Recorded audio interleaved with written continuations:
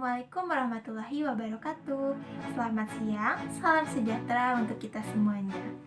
Dalam kesempatan kali ini, kami akan mempresentasikan hasil mini riset dan juga rekayasa ide yang telah kami buat sebelumnya dalam mata kuliah statistik yang diampu oleh Bapak Arta Mahindra di Putra SPD MPD.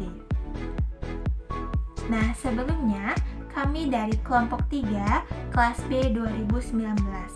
Namun, dalam kesempatan kali ini, dari 10 orang anggota kelompok, hanya 2 orang yang akan mempresentasikan hasil mini riset dan rekayasa ide kami, dikarenakan 8 orang teman kami yang berasal dari Universitas Negeri Medan mengikuti proyek yang lain, yakni mengikuti program kreativitas mahasiswa atau PKM.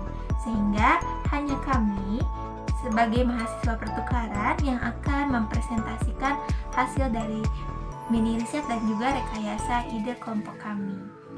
Sebelumnya, tak kenal maka tak sayang, maka izinkan kami memperkenalkan diri. Perkenalkan, nama saya Resa Julianti Putri dari Universitas Pendidikan Indonesia, Kampus Tasikmalaya, jurusan PG PAUD. Dan teman saya, Halo, perkenalkan nama saya Ida Wijayanti, saya mahasiswa PMM asal UPI Kampus Tasikmalaya, jurusan PG PAUD dan berasal dari kelompok 3.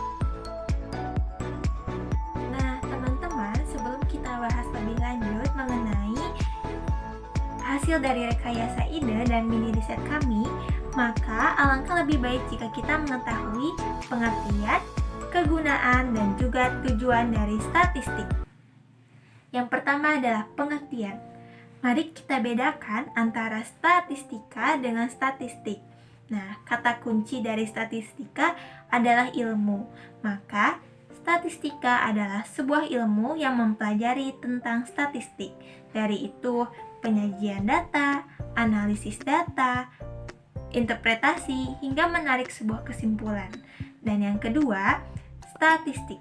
Nah, statistik ini adalah kumpulan sebuah data, baik itu bilangan maupun bukan bilangan, yang kemudian disajikan dalam sebuah tabel ataupun gambar yang mampu menggambarkan sebuah persoalan.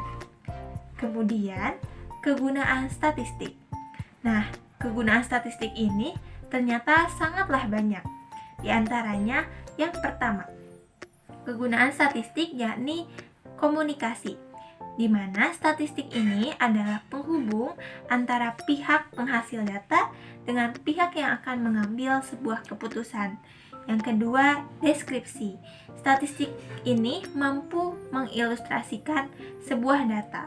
Yang ketiga, regresi, di mana statistik mampu meramalkan pengaruh sebuah data. Yang keempat, korelasi atau mencari kuatnya hubungan dalam penelitian. Dan yang terakhir, komparasi atau membandingkan data dua kelompok. Kemudian, tujuan dari statistik. Ternyata, statistik ini sangatlah penting dan memiliki tujuan di berbagai bidang. Di antaranya, pertama, di bidang kehidupan.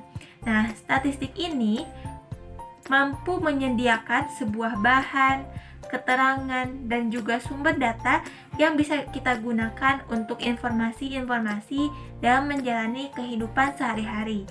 Misalnya, informasi mengenai cuaca dan yang lainnya.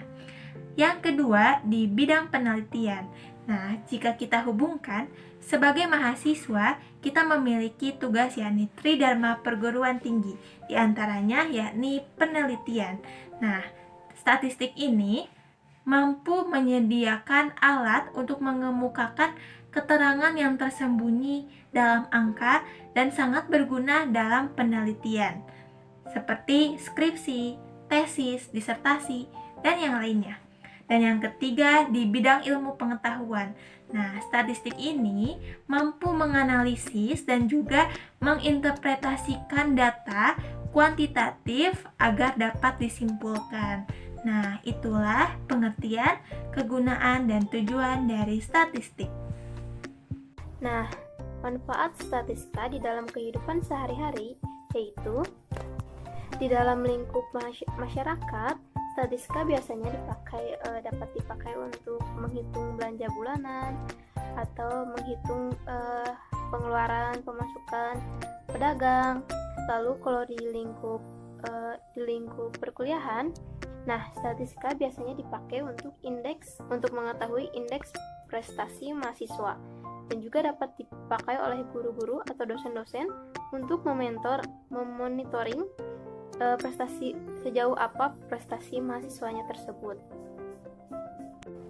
Nah, dan juga di dalam bidang industri, biasanya statistika dipakai oleh pebisnis untuk mengetahui jumlah indeks pengeluaran atau produksi mereka dalam sehari berdasarkan histori perusahaan tersebut. Jadi dibutuhkan untuk dalam pembukuan per bulan atau per tahun, seperti itu.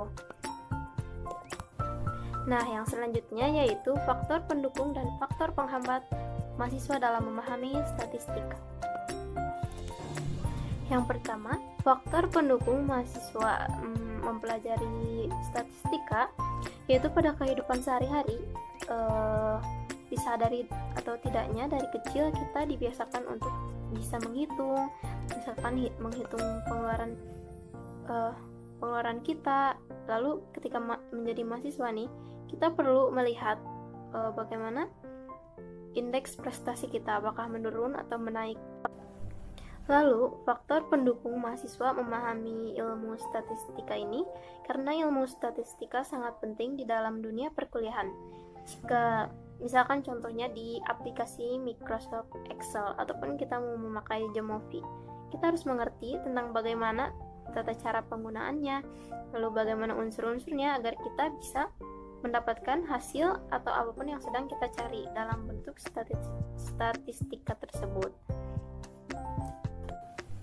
Nah, adapun faktor penghambat mahasiswa dalam memahami statistika yaitu contohnya pada mahasiswa yang tidak dalam rumpun fisika ataupun statistika, biasanya nih seperti mahasiswa PGSD, PG PAUD, ataupun mahasiswa yang rumpun ilmunya tidak dalam bidang matematika. Biasanya kesulitannya atau faktor penghambatnya adalah kita tidak mendapatkan ilmu yang intens dalam rumpun statistika tersebut. Contohnya sebagai mahasiswa seni, mungkin mereka pernah mendengar kata statistika, tapi mungkin mereka hanya mengetahui tentang dasar apa itu statistika, lalu bagaimana mengoperasikan dasar-dasarnya, tetapi mereka tidak mengetahui tentang dari statistika itu ada dari A sampai Z, ilmunya banyak sekali, tetapi kita tidak mendapatkan secara intens karena tidak satu rumpun ilmu, seperti itu.